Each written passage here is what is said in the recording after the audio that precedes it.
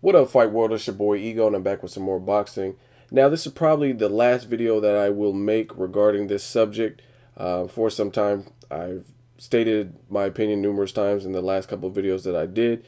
It just mind boggles me that there's such a big stretch in opinions in terms of Yermo Rigondeaux and Nonito Donaire and what actually transpired.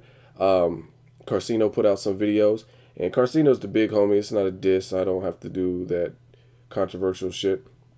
Carcino's the big homie, and he has his own opinion, and I have my own opinion, but we don't share the same opinion as far as this fight.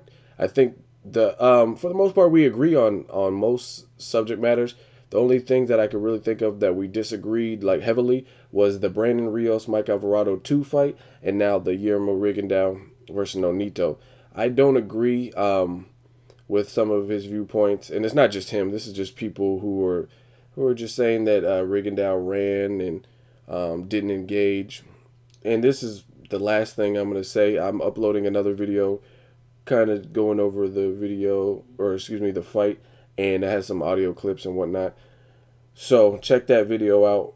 And as far as this, I just want to open it up as a forum. We can have a debate. All of us can get in here and debate and state our points.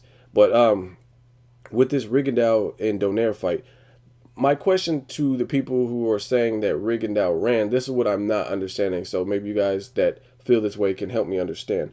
One, if Rigondeaux ran all night, then why was his face so clean, and Donaire, his face was really busted up? Why did he outland Donaire in every statistical category?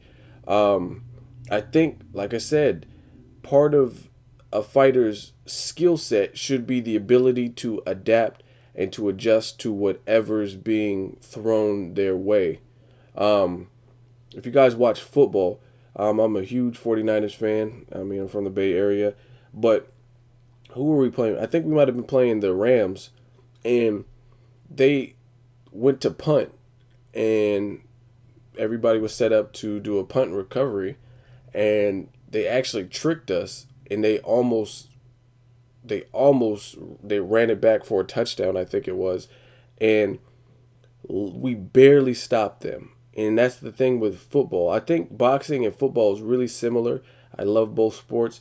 And based on the fact that it requires a brain, you have to have a strategy. You're not going to be, just because you're the best team with the best athletes or the most weapons, it doesn't just stop there in football.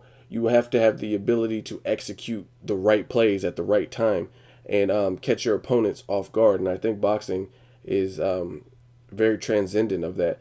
And again, with the football analogy, the Niners almost gave up a touchdown because we were relaxed and under the impression that they were going to do what 90% of every other team does nowadays, just because teams are so fast, in a standard punt. It's a standard procedure that most teams do in fourth and long type situations, but they threw a monkey wrench in it and they almost got it.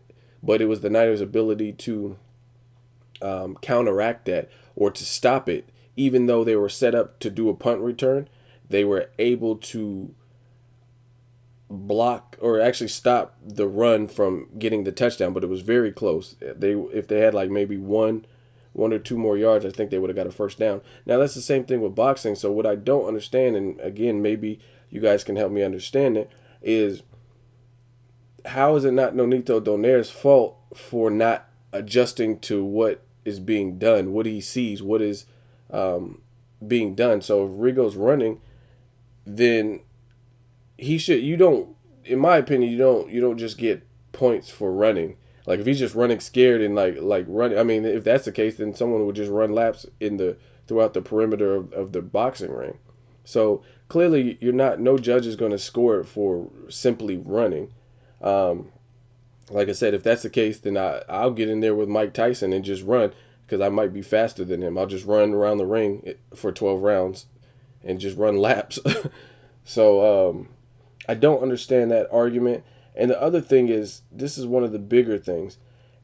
Rigondeaux's running. Sergio Martinez against Chavez, he's running. Mike Alvarado versus Brandon Rios, running. You know who you're fighting, and you know what their tendencies or what their previous game plans have been. So Chavez Jr., he says Sergio Martinez is a ballerina. Sergio Martinez, excuse me, is a ballerina. You knew that he was going to provide you with movement. Brandon Rios, in the rematch to Mike Alvarado, he said in interviews with Top Rank, they're on YouTube, check them out.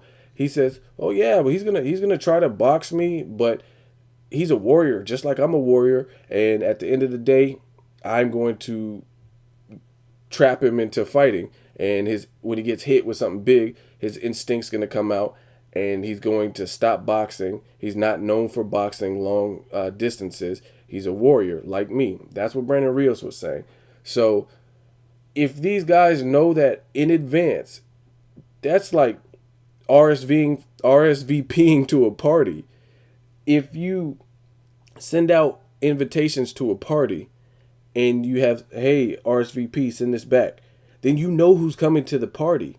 So why are you acting as if these people are crashing the party, if you will?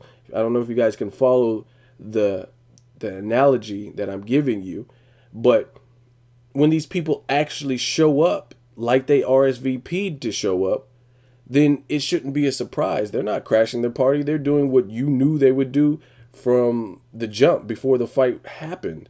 So again, if Chavez Jr., Brandon Rios, you're saying Martinez is a ballerina and he's going to try to move. So you should be formulating your whole game plan based on what you think he's going to do. And then when he actually does exactly what he said he was going to do, then why can you not adapt?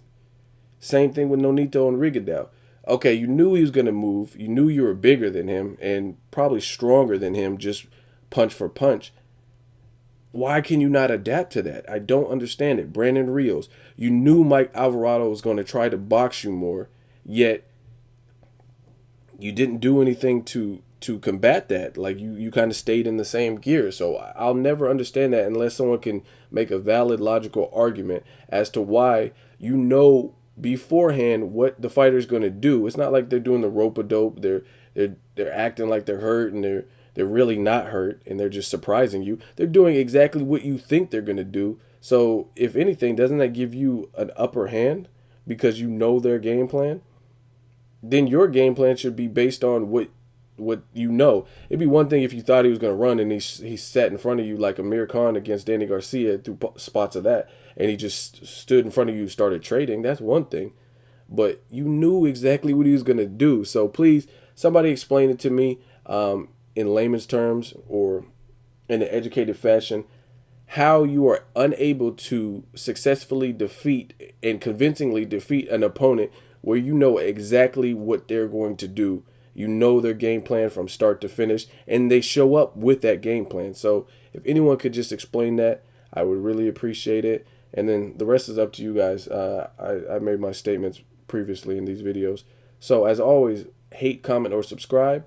Until next video, it's Ego signing off.